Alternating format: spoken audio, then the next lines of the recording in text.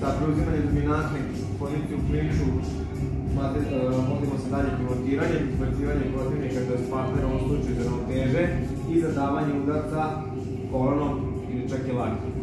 Kao što sam rekao, prvo je bitno da se uđe u što dominantniju i što stabilniju poziciju kontrole, što znači pozicija kontrole je pozicija gdje ja mogu da koristim njegovu najudaljeniju tačku od poda, to jest glavu. Ako ja imam rame ili ruku, to je isto dobro, ali najbolja kontrola na glavi. Prvo lovim u posturu, znači mogu da ga rukama savijam ili odgurujem, što znači da mu lomim stav i kontrolu raspodele težine.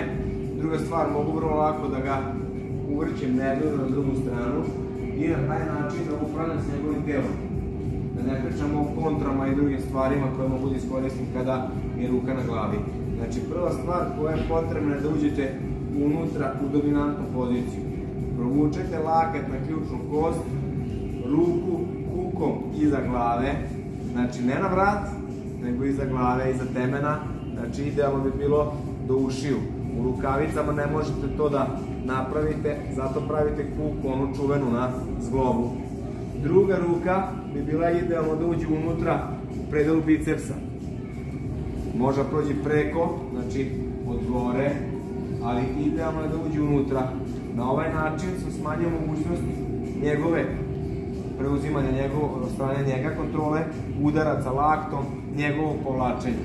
Ako sam preko, on dalje može koristiti svoj lakat nekim uvodima, nekim takove pokušajima kontrole, može koristiti svoju šaku da mene povlači. Ja kad uđem unutra i zaglavim tu ruku, ja sam to blokirao. Ruku zaglavljujete bukvalno uz telo, nemojte da idete široko, da ubacite šaku, da vam lakat bude napolju, da nemate ništa. Lakat je u osloncu na grudnom košu, dlan je unutra. Sad sam ja u dominantnoj poziciji. Odavde pravim mali korak na stranu, kao što smo radili malo pre. Sa korakom na stranu prenosim težinu rotacijom abdomena na tu nogu koja je zakoračila i pravim iskorak unazad. Sa ovim iskorakom blago odgurnem partnera, to je protivnika sa sebe, da skinem njegove ruke, da ne može da zatvori moj hvat, da ne može da privuče sebe meni. Ovo, jasno? Znači ja sa ovim korakom sam ga blago odgurnuo. Što ovaj korak ide dalje, ja imam više prostora između mene i njega, na koji mogu da povučem njegovu težinu. Jasno? Ako ovaj korak ode na stranu, ja ću ga rotirati. Ako ovaj korak ode unazad, ja ću otvoriti prostor da ga privučem za udarac. Ono što je bitno kod ovoga, ja izlazim sa strane, moje ruke moraju biti čvrsto pozicionirane i bazirane na dole. Znači, ako ja dignem moje ruke gore, ja dajem njemu slobodu da se ispravi, da lupi kontru, da digne ramena, da proba da skine rameno moju ruku. Znači, ja kad sam napravio korak, povukao sam ga blago na dole i naglo izrotirao. Jedna opcija je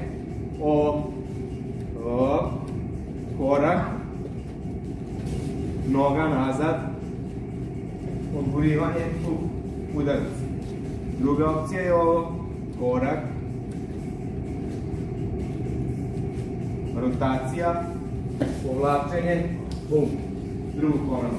Kad povlačite partnera, povlačite ga glavom na dole, ili glavom na dole, rotacijom.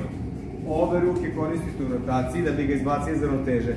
Ako ga ja povučem ka sebi, on će da se prisloni, privuče meni, ja sam odmah u problemu. Zato sam sklonio svoje telo na stranu, izvuku i ramena s njega, skinuo njegove ruke i cimno ga na dole. Opa, bum, korak. Onda isto to urite s druge strane. Domenite hvat, druga noga radi iskorak, gurnem ga, noga nazad, bum, korak. Ok? Ajmo, Jano.